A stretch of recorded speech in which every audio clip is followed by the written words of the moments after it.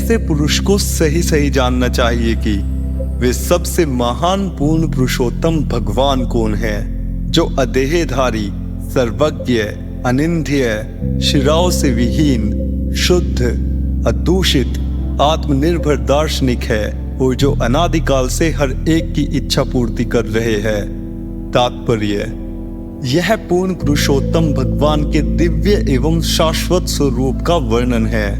परमेश्वर रूप विहीन निराकार नहीं है, उनका अपना ही दिव्य रूप है जो इस भौतिक जगत के रूपों से तनिक भी मेल नहीं खाता। इस जगत के जीवों के रूप भौतिक प्रकृति में बद्ध है और वे एक भौतिक यंत्र, मशीन के समान कार्य करते हैं। भौतिक शरीर की संरचना रक्त वाहिनियों इत्यादि के साथ एक यांत्रिक बनावट होती है, लेकिन परमेश्वर के दिव्य शरीर में शिराओं जैसा कुछ नहीं होता। यहाँ यह स्पष्ट कहा गया है कि वे अदेहधारी है, उनके शरीर तथा आत्मा में कोई अंतर नहीं है, न ही वह प्रकृति के नियमों के अनुसार शरीर ग्रहण करने के लिए बाध्य होते हैं, जैसा कि हम होते हैं। भौतिक बद्धावस्था में आत्मा स्थूल देह तथा सूक्ष्म मन से भिन्न है, किंतु भगवान की देह, मन तथा स्वयं उनमें कोई अंतर नहीं है। वे परम पूर्ण हैं और उनका मन, शरीर तथा स्वयं वे भी एक ही है। ब्रह्म संहिता में परमेश्वर का ऐसा ही वर्णन मिलता है। उसमें उन्हें सच्चिदानंद विग्रह कहा गया है, जिसका अर्थ यह है कि वे दिव्य अस्तित्व, ज्ञान तथा आनंद का पूर्ण प्रतिनिधित्व करने वाले शाश्वत स्वरूप है। अतः उन्हें पृथक शरीर अथवा मन की आवश्यकता नहीं होती, जैसे हमें भौतिक अस्तित्व में होती है। वैदिक ग्रंथों में स्पष्ट कथन है कि भगवान का दिव्य शरीर हमारे शरीर से सर्वथा भिन्न होता है, इसलिए उन्हें कभी कभी निराकार कहा जाता है। इसका अर्थ यह है कि उनका स्वरूप हमारे समान नहीं होता और वे ऐसे रूप से विहीन हैं जिसकी हम कल्पना कर सके। ब्रह्म संहिता में आगे यह भी कहा गया है कि भगवान अपने शरीर के किसी भी अंग से दूसरी इंद्रियों का काम भी कर सकते हैं। इसका अर्थ यह हुआ कि वे अपने हाथों से चल सकते हैं, अपने पांवों से वस्तुएं पकड़ सकते हैं, अपने हाथों तथा पैरों से देख सकते हैं, अपनी आंखों से खा सकते हैं, इत्यादि इत्यादि। श्रुति मंत्रों में भी यह कहा गया है कि यद्यपि भगवान को हमारे जैसे हाथ पांव नहीं होते, किंतु उनके भिन्न प्रकार के हाथ एवं पैर होते हैं, जिनसे वे हमारे द्वारा अर्पित हर वस्तु ग्रहण कर सकते हैं और किसी की भी अपेक्षा अधिक तेज दौड़ सकते हैं। इस 8वें मंत्र में इन सारे तथ्यों की सुकर्म, सर्वशक्तिमान जैसे शब्द के उपयोग से पुष्टि होती है।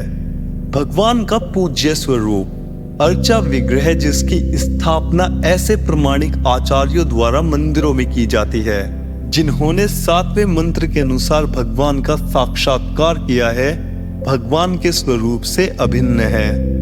भगवान का मूल स्वरूप श्री कृष्ण का है और श्री कृष्ण अपना विस्तार असंख्य रूपों में यथा बलदेव, राम, नरसिंह, वराह आदि में करते हैं। ये सारे के सारे स्वरूप एक ही भगवान है। इसी तरह जिस अर्चा विग्रह की मंदिरों में पूजा की जाती है, वह भी भगवान का विस्तारित रूप है। अर्चा विग्रह की पूजा करके मनुष्य तुरंत उन भगवान के निकट पहुंच सकता है जो अपनी सर्वव्यापक शक्ति से भक्त की सेवा स्वीकार करते हैं।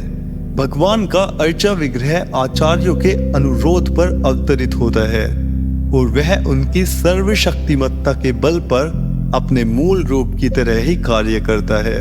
जिन मूर्ख लोगों को श्री ईशोपनिषद का या किसी भी अन्य श्रुति मंत्रों का ज्ञान नहीं है, वे शुद्ध भक्तों द्वारा पूजित अर्चा विग्रह को भौतिक तत्वों से निर्मित मानते हैं। यह स्वरूप मूर्ख लोगों या कनिष्ठ अधिकारियों को उनकी अपूर्ण दृष्टि के कारण भौतिक दिखता है, लेकिन ऐसे लोग यह नहीं जानते कि भगवान सर्वशक्तिमान तथा सर्वज्ञ होने के कारण इच्छा अनुसार जड़ को चेतन और चेतन को जड़ में बदल सकते हैं।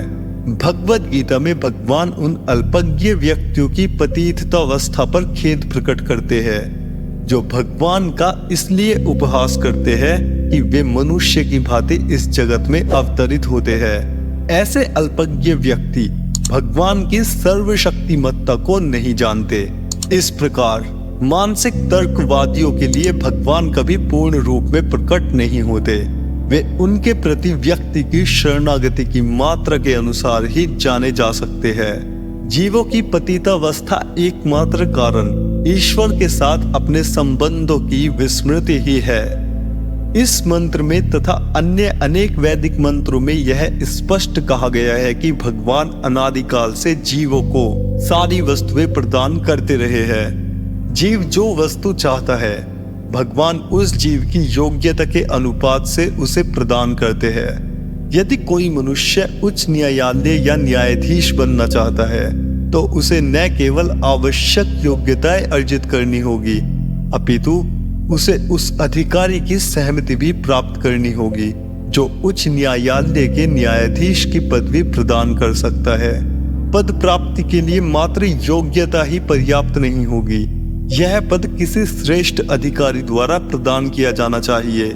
इसी प्रकार भगवान जीवों को उनकी योग्यताओं के अनुसार भोग प्रदान करते हैं, किंतु मात्र योग्यता ही पुरस्कार पाने के लिए पर्याप्त नहीं होती।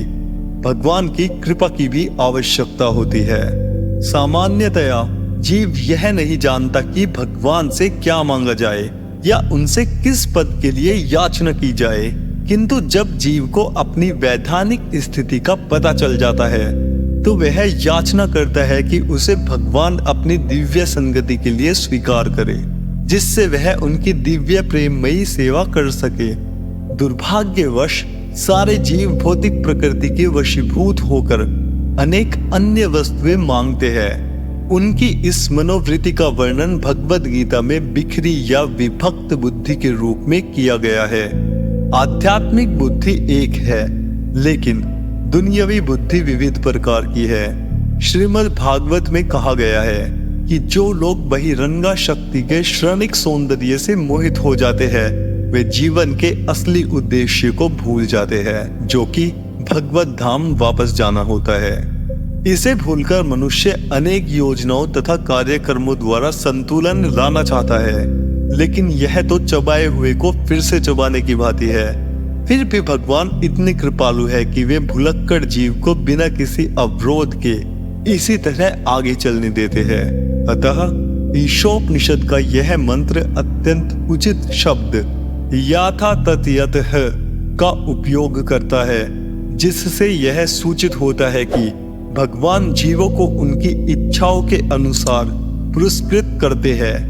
यदि कोई जीव नरक जाना चाहता है तो भगवान बिना रोक टोक के उसे ऐसा करने देते हैं, और यदि वह घर वापस आना चाहता है अर्थात भगवत धाम वापस आना चाहता है तो वे उसकी सहायता करते हैं। यहाँ पर ईश्वर को परिभु अर्थात सबसे बड़े कहे गए हैं। कोई भी उनसे बड़ा या उनके बराबर नहीं है। अन्य जीवों को भिक्षुक रूप में बताया गया है जो भगवान से वस्तुओं की भीख मांगते हैं।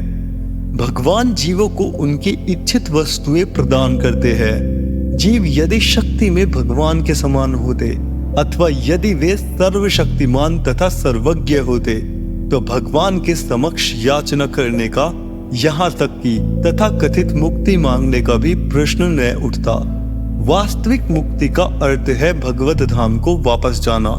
निर्विशेषवादी द्वारा परिकल्पित मुक्ति मात्र कपोल कल्पना है, और इंद्रिय तृप्ति के लिए याचना तो तब तक चलती रहेगी जब तक याचक को अपनी आध्यात्मिक तथा वैधानिक स्थिति की अनुभूति न हो जाए।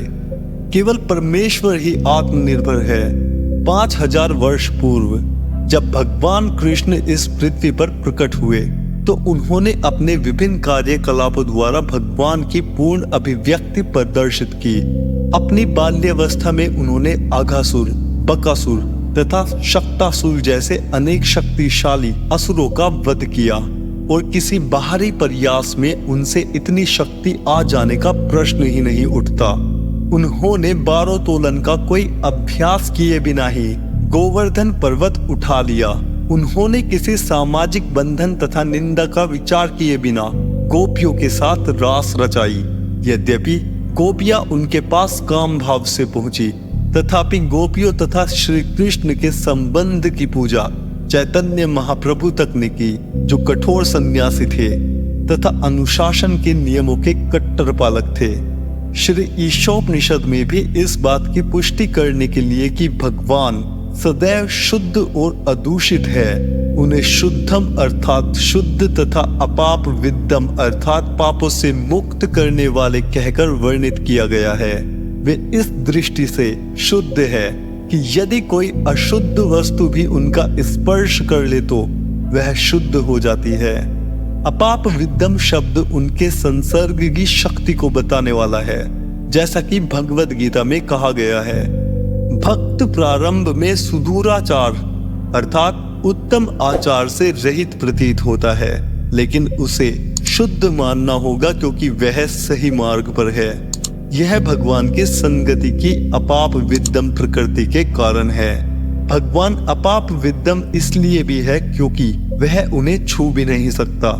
यदि वे इस तरह के कार्य भी करे जो पाप पूर्ण प्रतीत होता हो, तो भी ऐसे कर्म शुभ होते हैं, क्योंकि पाप द्वारा उनके प्रभावित होने का प्रश्न ही नहीं उठता, क्योंकि वे सभी परिस्थितियों में शुद्धम अर्थात सर्वाधिक शुद्ध है। अतएव उनकी तुलना बहुधा सूर्य से की जाती है। सूर्य पृथ्वी के अनेक स्पर्श स्थानों से आर्द्रता निकाल लेता है, फिर भी वह शुद्ध बना रहता है। निस्संदेह वह अपनी कीटाणुनाशक शक्ति से दुर्गंध वाली वस्तुओं को शुद्ध करता है। यदि सूर्य, जो कि भौतिक वस्तु है, इतना शक्तिमान हो सकता है, तो हम सर्वशक्तिमान भगवान की शुद्ध करने की शक्ति की कल्पना भी नहीं कर सकते।